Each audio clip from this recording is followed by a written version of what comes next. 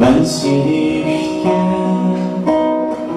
şu akşamda azaplandım sen sağırıpta.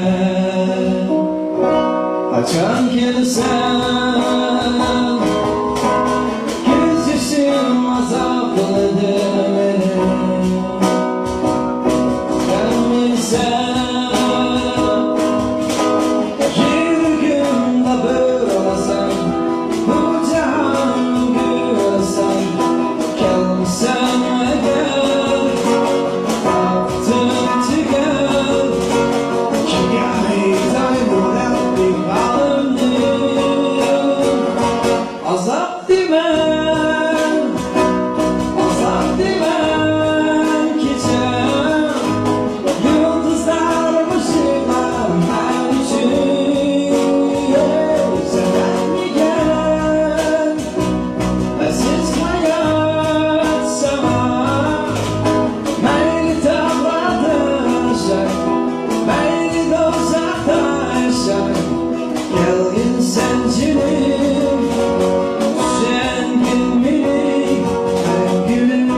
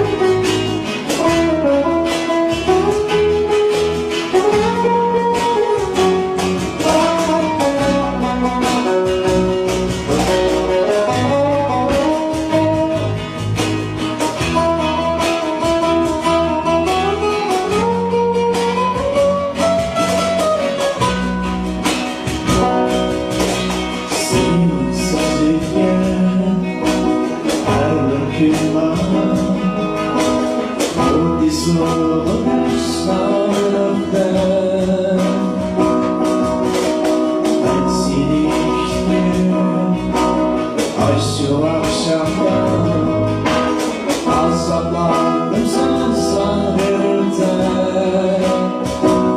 Açan gelsen geçişim azaplı beni. Açan gelsen yüreğimde bölsem bu cihanı görsem. Gelsen eğer baktım tüger ki gayet ayıran bir halimdir. Azap dimen geçer. Yıldızlar ışıklar ben için.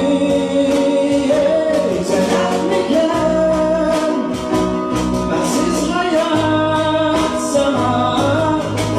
Beni dağlarda yaşar, beni de uzakta yaşar. Gelgin sencinim, zengin minik her gün.